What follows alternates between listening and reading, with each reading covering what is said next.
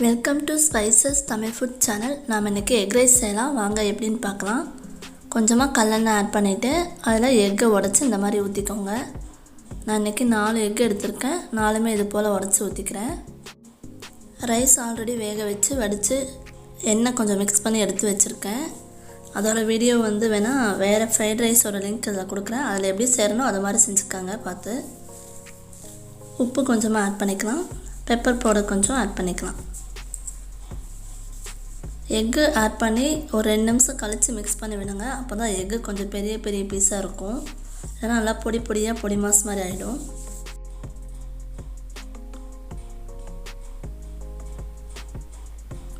நீங்கள் இந்த சேனலுக்கு சப்போர்ட் பண்ணணுன்னு நினச்சிங்கன்னா சப்ஸ்கிரைப் பண்ணி பெல் பட்டன் கிளிக் பண்ணி ஆல் ஆப்ஷன் கொடுத்துக்கோங்க.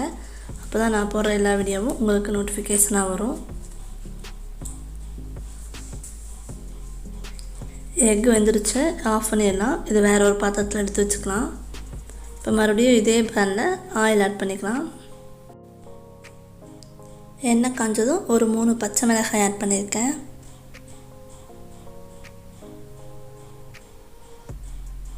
வெங்காயம் ஆட் பண்ணிடலாம். ஒரு பெரிய சைஸ் வெங்காயம் ஆட் பண்ணியிருக்கேன்.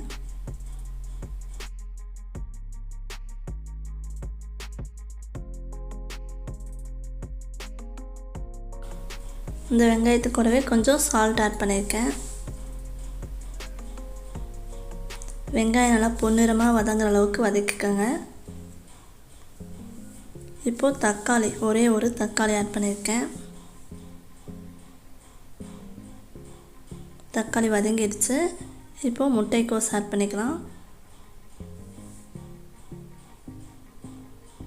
கேரட், அதுவும் இதே மாதிரி நீல வாக்கில் கட் பண்ணி வச்சுருந்தா அதுவும் ஆட் பண்ணிக்கிறேன்.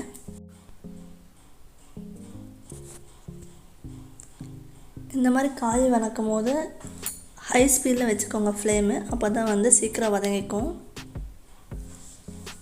கலரி விட்டுகிட்டே இருக்கணும், நல்லா அடிப்பிடிச்சிக்கும் ஹை ஸ்பீடில் இருக்கும் போது. இப்போ எக் ஆட் பண்ணிடலாம்.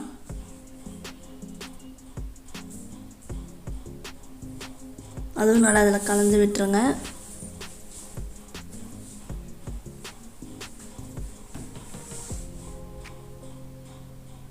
நெக்ஸ்ட்டு நம்ம சாதம் வடித்து வச்சுருந்தோம் இல்லைங்களா, அதை ஆட் பண்ணிடலாம்.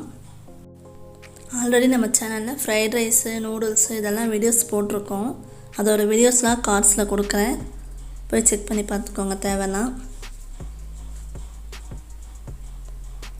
கொஞ்சமாக மிளகாய்த்தூள் ஆட் பண்ணிக்கலாம். கரம் மசாலா கொஞ்சம் ஆட் பண்ணியிருக்கேன். பெப்பர் பவுடர் கொஞ்சம் ஆட் பண்ணியிருக்கேன். இது நல்லா கலந்து விட்டுருங்க. ஸ்லோவாக பார்த்து கலந்து விடுங்க, இல்லைனா ரைஸ் உடஞ்சிரும்.